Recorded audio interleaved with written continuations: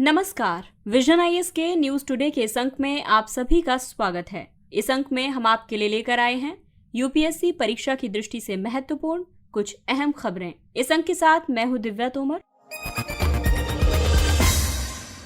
आइए सबसे पहले बात करते हैं इस अंक की हेडलाइंस के बारे में। G20 समूह ने बहुपक्षीय विकास बैंकों को सशक्त बनाने के लिए एक विशेषज्ञ समूह का गठन किया। संसदीय समिति ने ई फार्मेसी नियमों को लागू करने की मांग की। एक संसदीय समिति ने केंद्र सरकार से इंस्टीट्यूट ऑफ एमिनेंस का दर्जा देने में तेजी लाने को कहा। एफिनडेक्स 2023 भारत अफ्रीका रक्षा संबंधों को मजबूत बनाने में महत्वपूर्ण भूमिका निभा रहा है। विश्व बैंक ने स्वच्छ वायु के लिए प्रयासरत दक्षिण एशिया में वायु प्रदूषण और लोक स्वास्थ्य शीर्षक से रिपोर्ट प्रकाशित की। और एक संसदीय समिति ने स्कूलों में नामांकन बढ़ने के अनुपात में मध्याह्न भोजन के लिए बजट को भी बढ़ाने की सिफारिश की। और आइए अब खबरों पर विस्तार से चर्चा करते हैं। सबसे पहली खबर है महत्वपूर्ण संगठन G20 से। G20 समूह ने बहुपक्षीय विकास बैंकों को सशक्त बनाने के लिए यानी मजबूत बनाने के लिए एक विशेषज्ञ समूह का गठन किया है। भारत की G20 अध्यक्षता के अंतर्गत 11 सदस्यीय विशेषज्ञ समूह का गठन किया गया है। ये समूह MDBs को सशक्त बनाने के उपायों का पता लगाएगा। MDB एक ऐसा वित्तीय संस्थान होता है जिसे अलग अलग सदस्य देश स्थापित करते हैं और साथ ही ये अंतर्राष्ट्रीय कानूनों द्वारा शासित होता है। ऐसे संस्थानों के उदाहरण हैं विश्व बैंक, अंतर्राष्ट्रीय मुद्रा कोष और एशियाई विकास बैंक। अब इन तीनों बैंक्स के बारे में आपको संक्षिप्त विवरण या संक्षिप्त नॉलेज होनी चाहिए, क्योंकि अक्सर यूपीएससी में स्टेटमेंट्स के थ्रू इस तरीके के क्वेश्चंस पूछे जाते हैं। तो इन पर विशेष ध्यान दीजिएगा, क्योंकि जो भी इस तरह के महत्वपूर्ण संगठन होते हैं उन पर अक्सर क्वेश्चंस बनते हैं। आप पिछले साल के क्वेश्चन पेपर उठा के देखिए, आपको इस तरह के प्रश्न मिल जाएंगे। अच्छा, तो ये जो संगठन है या फिर संस्थान है, इनका उद्देश्य विकासशील देशों को वित्त पोषण की सुविधा उपलब्ध करवाना और सलाहकार सेवाएं प्रदान करना है। MDBs का महत्व इसलिए है क्योंकि ये संस्थान संकट और अनिश्चितता के समय वैश्विक वित्तीय प्रणाली को स्थिरता प्रदान करते हैं। ये विकासशील देशों में बुनियादी ढांचे, ऊर्जा, शिक्षा जैसी अलग अलग परियोजनाओं के लिए दीर्घकालिक वित्त पोषण प्रदान करते हैं। वाणिज्यिक बैंकों के विपरीत MDBs विकासशील देशों में आर्थिक असमानता और गरीबी को कम करने के लक्ष्यों की पूर्ति के लिए कम ब्याज दर पर वित्त पोषण प्रदान करते हैं। ये क्षेत्रीय और वैश्विक चुनौतियों से निपटने के लिए समन्वित उपायों का समर्थन करते हैं। ये मल्टी डायमेंशनल डेवलपमेंट बैंक्स को सशक्त बनाने के लिए जरूरत इसलिए है क्योंकि संरचनात्मक खामियां मौजूद हैं। इन सभी संस्थानों पर विकसित देशों का प्रभुत्व है और ग्लोबल साउथ के देशों को कम प्रतिनिधित्व प्राप्त है। इसके अलावा विकासशील देशों में क्राउड आउट प्राइवेट फंडिंग की समस्या भी देखी जाती है। दरअसल क्राउड आउट प्राइवेट फंडिंग की स्थिति तब उत्पन्न होती है जब सरकारी खर्च बढ़ने से सरकारें बाजार से ज्यादा ऋण ले लेती हैं और इससे क्या होता है कि निजी क्षेत्र के लिए पूंजी नहीं बचती है, जिससे कि उत्पादन नहीं होता है और उत्पादन नहीं होने की वजह से रोजगार में कमी आती है, मुद्रास्फीति में वृद्धि होती है। तो ये एक तरीके का कैस्केडिंग इफेक्ट कह सकते हैं आप। कोई भी चक्र में कोई भी एक जो पॉइंट है अगर वो प्रभावित होता है तो अगले सारे पॉइंट्स प्रभावित होंगे। लेकिन सबसे बड़ी बात यह है कि इसके संचालन से संबंधित कई चिंताएं विद्यमान हैं। अब ये संस्थान जो है वो ऋण देते समय कई शर्तें थोपते हैं या फिर उधारकर्ता देश की स्थिति पर ध्यान नहीं देते हैं। इनके कामकाज में पारदर्शिता और जवाबदेही का अभाव है और इसका कारण ये है कि ये मुख्यतः स्व विनियामक ढांचे द्वारा संचालित होते हैं। ये परिणामों पर बल देने की बजाय पूंजी को गतिमान रखने पर बल देते हैं। कोविड-19 महामारी और अत्यधिक भू राजनीतिक अनिश्चितताओं के बीच MDBs को सशक्त करना लचीले और सतत सुधार के लिए बेहद महत्वपूर्ण हो जाता है। और आइए बात करते हैं ई फार्मेसी नियमों की। हाल ही में संसदीय समिति ने ई फार्मेसी नियमों को लागू करने की मांग की है। ये स्वास्थ्य क्षेत्र से जुड़ी खबर है। वाणिज्य पर संसद की स्थायी समिति ने भारत में ई-कॉमर्स का संवर्धन और विनियमन शीर्षक से एक रिपोर्ट प्रकाशित की है। इस रिपोर्ट में समिति ने स्वास्थ्य और परिवार कल्याण मंत्रालय से ई फार्मेसी नियमों के मसौदे को अंतिम रूप देने और उन्हें बिना किसी देरी के लागू करने की सिफारिश की। समिति ने और भी कई प्रमुख टिप्पणियां की हैं, जैसे कि दवाओं की ऑनलाइन बिक्री पर कई तरह की आपत्तियों और चिंताओं के बावजूद भी इसे विनियमित नहीं किया गया है। ये आपत्तियां और चिंताएं मुख्य रूप से केमिस्ट दुकानों ने व्यक्त की हैं। और पर्याप्त विनियम नहीं होने की वजह से अवैध या अनैतिक दवाएं या फिर पुरानी और प्रतिस्थापित या नकली दवाओं के वितरण पर भी चिंता प्रकट की गई है। ई फार्मेसी फार्मेसी का एक प्रकार है। इसके अंतर्गत दवाओं को इंटरनेट के माध्यम से बेचा जाता है और ग्राहकों तक पहुंचाया जाता है। इसका आप एग्जाम्पल देख सकते हैं अपोलो फार्मेसी या फिर फार्म इजी, और फ्लिपकार्ट भी फ्लिपकार्ट हेल्थ के नाम से दवाओं का वितरण करता है। ई फार्मेसी के लाभ ये हैं कि डॉक्टरों द्वारा लिखी गई दवाओं का ऑर्डर देना आसान हो जाता है। स्पेशली ये उन लोगों के लिए बहुत ज़्यादा इम्पॉर्टेंट है जो कि चल फिर नहीं सकते हैं या फिर जिनको कम्यूट करने में दिक्कत है, असाध्य रोगों से पीड़ित हैं और दूर दराज इलाकों में रहते हैं या फिर उनके साथ उनके बच्चे नहीं रहते हैं। तो ऐसे में ये उन लोगों के लिए काफ़ी आसान है। इससे धन और समय की बचत होती है। इसके अलावा ये पारंपरिक फार्मेसी की तुलना में और भी कई विकल्प प्रदान करते हैं। अब लेकिन ई फार्मेसी के कुछ नुकसान भी हैं, जैसे कि भौतिक मूल्यांकन क्षमता का अभाव है। इसका मतलब ये है कि दवा की दुकानों पर दवाओं की प्रत्यक्ष रूप से जांच की जा सकती है, लेकिन ई फार्मेसी पर ऐसा नहीं है। यानी कि जो आपको अवेलेबल मिलेगी उनकी लिस्ट में आपको वही लेनी है, आप कंपैरिजन नहीं कर सकते हैं। तो ये सारी चीजें हैं जिससे आप नुकसान में भी रहते हैं। इसके अलावा डॉक्टर के प्रिस्क्रिप्शन के बिना रोगियों तक दवाई पहुंचाई जा सकती है। अब जैसे इसमें कई दवाएं ऐसी होती हैं जो कि डॉक्टर के प्रिस्क्रिप्शन के बिना नहीं ली जा सकती हैं या फिर कुछ मात्रा में ही रखी जा सकती हैं। तो ऐसे में अगर कोई भी नियंत्रण नहीं है तो ई फार्मेसीज के थ्रू कोई भी दवाएं मंगवा सकता है, उनका गलत उपयोग भी कर सकता है। इसलिए कहीं ना कहीं ये नुकसानदेह भी है। इसके अलावा व्यक्तिगत और वित्तीय जानकारी की गोपनीयता उजागर होने का भी खतरा इससे बना रहता है। आपका डेटा है जो कि जा रहा है आपकी बीमारी के बारे में, और ये सारा खेल जो है वो है डेटा का। तो डेटा का खेल तो आप सब लोग जानते ही हैं। तो इसलिए कहीं ना कहीं ई फार्मेसी कई मामलों में नुकसानदेह है और इसीलिए समिति ने कुछ सिफारिशें की हैं कि स्वास्थ्य एवं परिवार कल्याण मंत्रालय को व्यापक दिशा निर्देश तैयार करने की जरूरत है और इन दिशा निर्देशों में शामिल किया जाना चाहिए कि ई फार्मेसी या ई स्वास्थ्य प्लेटफॉर्म द्वारा दवाओं की बिक्री के क्रम में बरती जाने वाली समुचित सावधानियां, दवाओं की ऑनलाइन बिक्री के लिए समुचित प्राधिकारी के पास अनिवार्य पंजीकरण करवाना चाहिए। इसके अलावा व्यक्तिगत डेटा संरक्षण विधेयक 2019 को अंतिम रूप देना और अधिनियमित करना बहुत जरूरी है। इसका कारण है कि ये विधेयक डेटा के स्वामित्व और भंडारण के संबंध में नियम बनाने के लिए मार्गदर्शक सिद्धांत प्रदान करेगा। और आइए बात करते हैं कुछ अन्य महत्वपूर्ण सुर्खियों के बारे में। हाल ही में 18 फार्मा कंपनियों के ड्रग लाइसेंस रद्द कर दिए गए हैं। इनके लाइसेंस भारत के औषधि महानियंत्रक द्वारा निरीक्षण के बाद निरस्त किए गए हैं। ये कंपनियां खराब गुणवत्ता वाली दवाओं का निर्माण कर रही थी। आपको बता दें कि दवाओं की गुणवत्ता के संबंध में कोई विवाद होने पर DCGI एक अपीलीय प्राधिकरण के रूप में कार्य करता है। अगली खबर शिक्षा क्षेत्र से जुड़ी हुई है। एक संसदीय समिति ने केंद्र सरकार से इंस्टीट्यूट ऑफ एमिनेंस का दर्जा देने में तेजी लाने को कहा है। शिक्षा, महिला, बाल, युवा और खेल संबंधी संसदीय स्थायी समिति ने सार्वजनिक क्षेत्र के 2 और निजी क्षेत्र के 5 उच्चतर शिक्षा संस्थानों की स्थिति पर रिपोर्ट मांगी। ये ऐसे संस्थान हैं जो सरकार के साथ औपचारिक समझौतों की कमी में IOE यानी इंस्टीट्यूट ऑफ एमिनेंस का दर्जा प्राप्त करने की प्रतीक्षा कर रहे हैं। समिति ने इंस्टीट्यूट ऑफ एमिनेंस योजना को राष्ट्रीय शिक्षा नीति 2020 के अनुरूप करने की भी सिफारिश की। इंस्टीट्यूट ऑफ एमिनेंस मान्यता प्रदान करने की एक योजना है। इसे विश्वविद्यालय अनुदान आयोग ने 2017 में शुरू किया था। इसका उद्देश्य उच्चतर शिक्षा संस्थानों को सशक्त बनाना है और साथ ही उन्हें विश्व स्तरीय शिक्षण और अनुसंधान संस्थान बनाने में मदद करना है। इस योजना के तहत इंस्टीट्यूट ऑफ एमिनेंस दर्जे के लिए 20 संस्थानों को चुना जाएगा, जिसमें सार्वजनिक क्षेत्र के 10 और निजी क्षेत्र के भी 10 संस्थान शामिल हैं। इनमें से अब तक सार्वजनिक क्षेत्र के 8 और निजी क्षेत्र के 4 संस्थानों को इंस्टीट्यूट ऑफ एमिनेंस का दर्जा दिया जा चुका है। इंस्टीट्यूट ऑफ एमिनेंस और अन्य विश्वविद्यालयों के बीच अंतर ये है कि IOEs को UGC के उन अधिकतर विनियमों के अनुपालन से मुक्त किया गया है जिनका अनुपालन अन्य विश्वविद्यालयों के लिए बाध्यकारी होता है।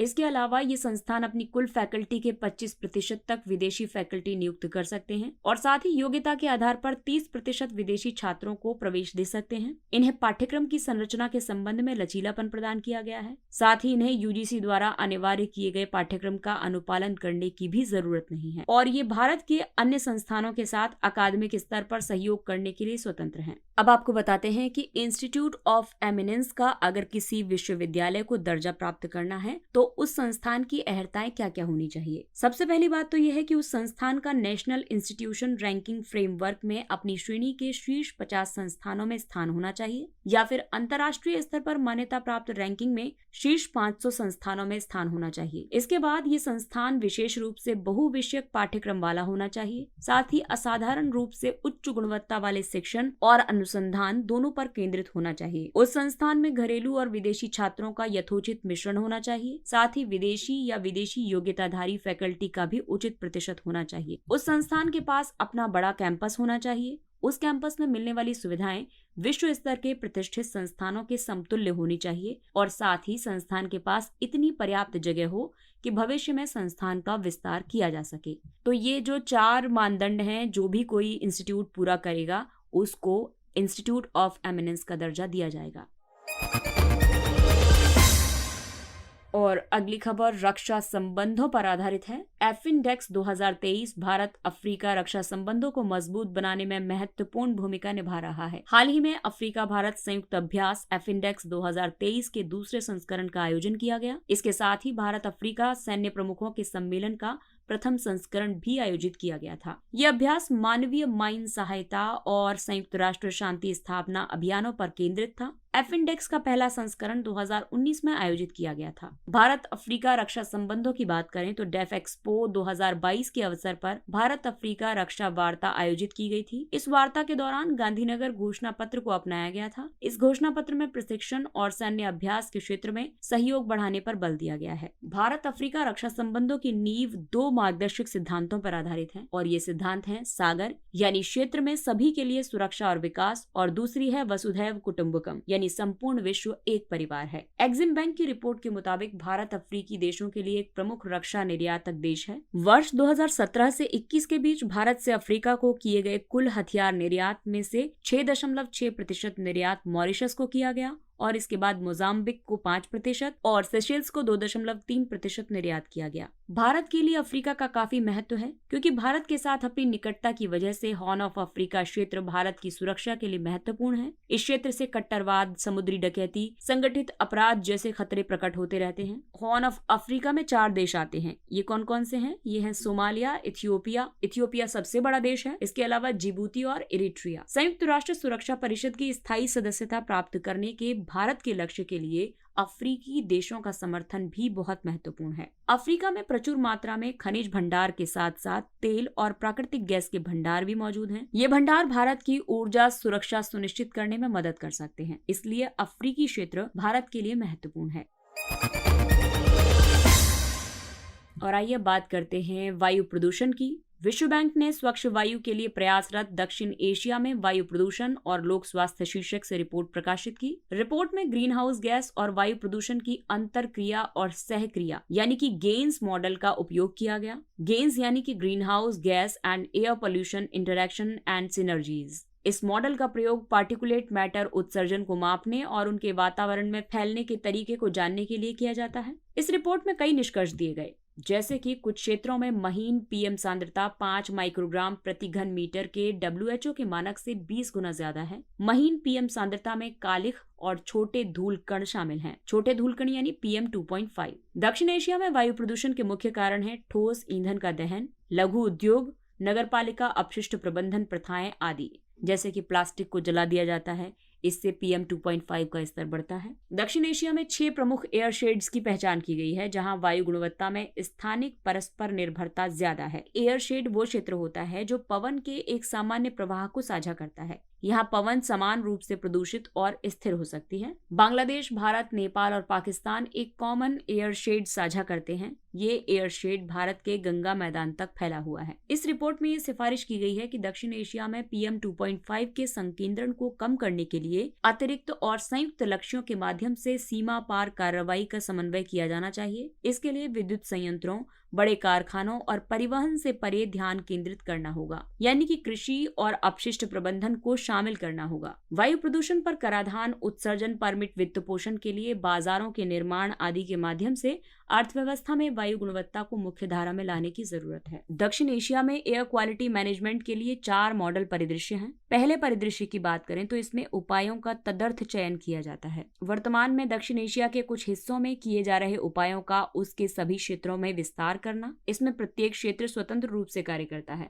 दूसरा परिदृश्य के तहत अधिकतम तकनीकी रूप से व्यवहार्य उत्सर्जन कटौती लाई जाती है। वैश्विक बाजार में उपलब्ध सभी तकनीकी उत्सर्जन नियंत्रणों का पूर्ण रूप से कार्यान्वयन किया जाता है। ये कोई क्षेत्रीय समन्वय नहीं है। तीसरा परिदृश्य दक्षिण एशिया में प्रत्येक स्थान पर WHO के अंतरिम लक्ष्य 1 का अनुपालन, यानी कि सभी क्षेत्रों में औसत जनसंख्या आरक्षितता को घटाकर 35 मिलीग्राम प्रति घन मीटर कर दिया गया है और 35 मिलीग्राम प्रति घन मीटर PM 2.5 का WHO द्वारा निर्धारित औसत है। ये क्षेत्र उस हद तक सहयोग करते हैं जिस सीमा तक वे प्रदूषण हॉटस्पॉट में योगदान दे रहे हैं। और चौथे परिदृश्य के तहत अगले निम्नतर WHO अंतरिम लक्ष्य की ओर ले जाया जाता है। इसमें प्रत्येक क्षेत्र में PM 2.5 आरक्षितता के वर्तमान अंतर को WHO के अगले निम्नतम अंतरिम लक्ष्य के लिए 90% तक कम करना। इसके अलावा लागत प्रभावशीलता को अधिकतम करने के लिए क्षेत्रों के बीच पूर्ण समन्वय स्थापित करना। आपको बता दें कि संपूर्ण जीवन चक्र में वायु प्रदूषण के संभावित स्वास्थ्य संबंधी दुष्प्रभाव कब होते हैं।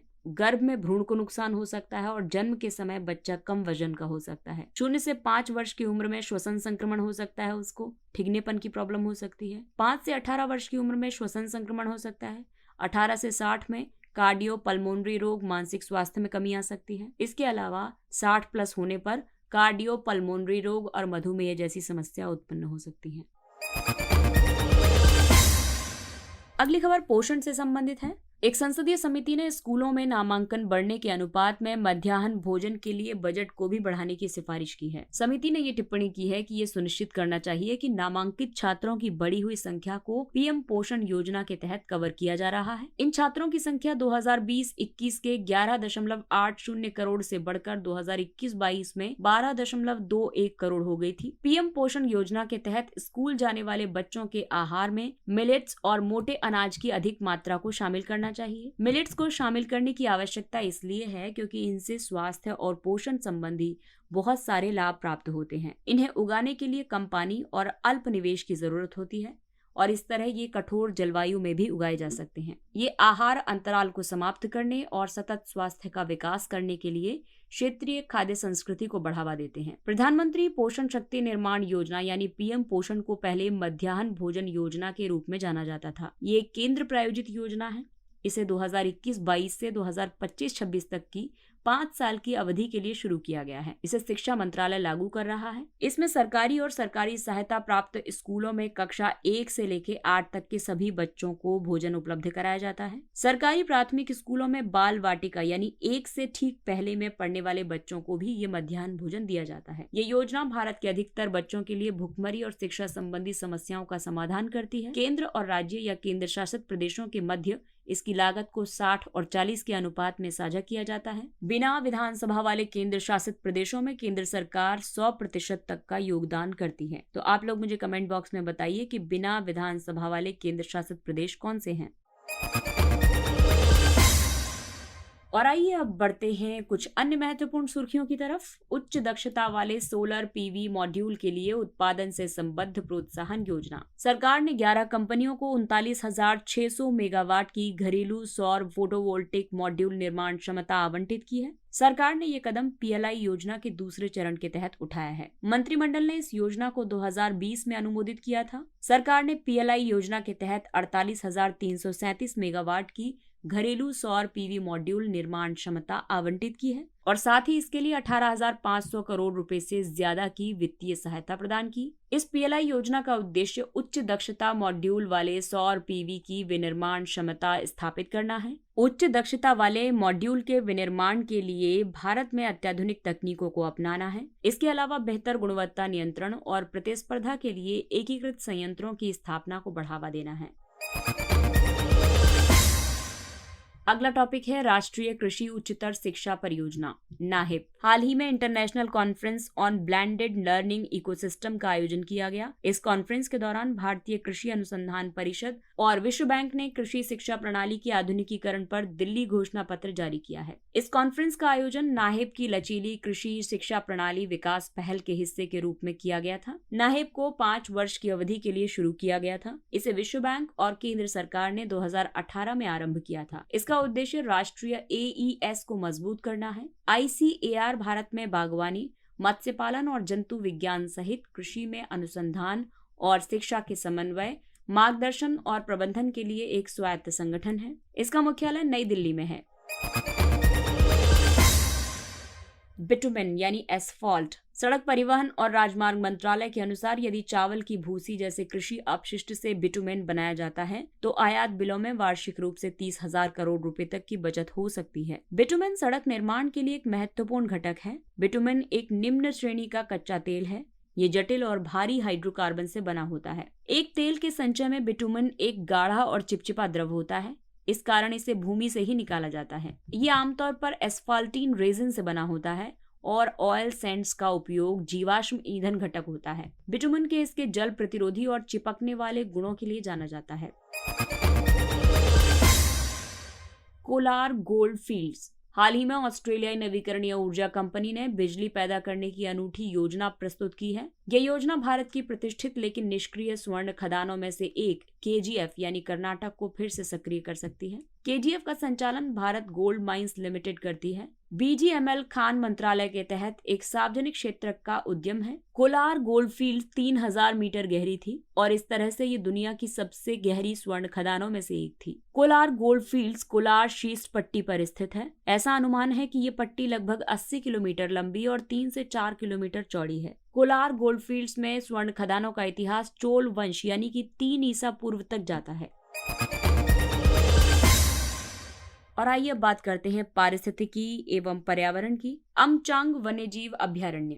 असम उच्च न्यायालय ने AMS यानी अमचांग वन्यजीव अभयारण्य की सीमाओं के सीमांकन पर रिपोर्ट मांगी है। अमचांग गुवाहाटी शहर के पूर्वी किनारे पर स्थित है। ये एक छोटा लेकिन प्राकृतिक रूप से समृद्ध अभयारण्य है। इसके उत्तर दिशा में ब्रह्मपुत्र नदी बहती है।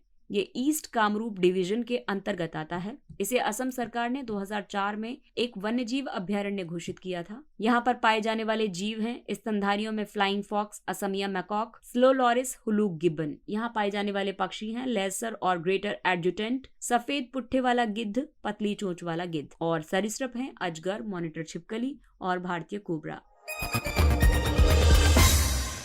और अगली खबर है समुद्री स्लग यानी कि एक प्रकार का घोंघा। इसका वैज्ञानिक नाम है न्यूडीबरेंकिया। हाल ही में वैज्ञानिकों ने विशाखापत्तनम तट से न्यूडीबरेंक समुद्री स्लग की एक अनूठी प्रजाति को दर्ज किया है। समुद्री स्लग छोटे आकार के धीमी गति से चलने वाले समुद्री जीव होते हैं। ये अपने चमकीले रंगों और जटिल पैटर्न के कारण आकर्षक होते हैं। ये फाइलम मोलस्क और क्लास गैस्ट्रोपोडा जंतु वर्ग से संबंधित हैं। ये महासागरों के उथले और गहरे दोनों जल क्षेत्रों में पाए जाते हैं। दुनिया में कुछ ऐसे स्लग भी हैं जो भूमि पर रहते हैं। ये जो घोंघे हैं इनको खतरा है मानवीय गतिविधियों से, जैसे कि भूमि सुधार और प्रदूषण, लापरवाह आगंतुकों द्वारा कुचला जाना या फिर अति संग्रह। और आइए बात करते हैं पाइजो इलेक्ट्रिक प्रभाव की। पहली बार वैज्ञानिकों ने तरल पदार्थों में पाइजो इलेक्ट्रिक प्रभाव के साक्ष्यों के बारे में सूचित किया है। पाइजो इलेक्ट्रिक प्रभाव के तहत कुछ पदार्थ अपने ऊपर लागू यांत्रिक दबाव की प्रतिक्रिया में विद्युत आवेश उत्पन्न करने लगते हैं। पाइजो इलेक्ट्रिक प्रभाव में किसी पदार्थ पर दबाव डालने पर विद्युत धारा उत्पन्न होती है। क्वार्ट्ज सबसे प्रसिद्ध पाइजो इलेक्ट्रिक क्रिस्टल है। ऐसे क्रिस्टल का उपयोग cigarette lighter, electric guitar, TV remote control, कलाई घड़ी आदि में किया जाता है। अब तक इस प्रभाव की अपेक्षा केवल ठोस पदार्थों में ही की जा रही थी। इसका कारण यह है कि किसी पदार्थ पर दबाव डालने के लिए उसमें एक संगठित संरचना का होना आवश्यक है, जैसे कि क्वार्ट्ज के पिरामिड। तरल पदार्थों में ऐसी संरचना नहीं थी और इसकी बजाय वे जिस संरचना में संग्रहित होते हैं उसी के आकार को ग्रहण कर लेते हैं। और अगली खबर अंतरिक्ष विज्ञान से संबंधित है। Black hole. शोधकर्ताओं के मुताबिक एक सुपरमैसिव ब्लैक होल ने अपनी दिशा बदलकर सीधे पृथ्वी की ओर कर ली है। ब्लैक होल अंतरिक्ष में एक ऐसा पिंड या क्षेत्र है जहां कोई पदार्थ अत्यधिक संकुचित होकर एक मजबूत गुरुत्वाकर्षण क्षेत्र बना लेता है। इसका गुरुत्वाकर्षण बल इतना ज्यादा होता है कि इससे प्रकाश भी नहीं बच सकता। ब्लैक होल को आमतौर पर उनके द्रव्यमान के अनुसार 3 श्रेणियों में विभाजित किया जाता है। एक है तारकीय द्रव्यमान, ये सूर्य के द्रव्यमान से लगभग 20 गुना या फिर उससे भी ज्यादा होता है। दूसरा है सुपरमैसिव, जिसमें सूर्य के द्रव्यमान से सैकड़ों हजारों अरबों गुना ज्यादा द्रव्यमान होता है। और तीसरा है मध्यवर्ती द्रव्यमान, ये सूर्य के द्रव्यमान से लगभग 100 से लेकर सैकड़ों हजारों गुना तक द्रव्यमान वाला होता है। इसके साथ ही ये अंक समाप्त होता है। विजन आईएएस की पूरी टीम को दीजिए इजाजत। अगले अंक में फिर हाजिर होंगे परीक्षा उपयोगी कुछ और महत्वपूर्ण खबरें लेकर। तब तक विजन आईएएस की पूरी टीम को दीजिए इजाजत। नमस्कार, धन्यवाद।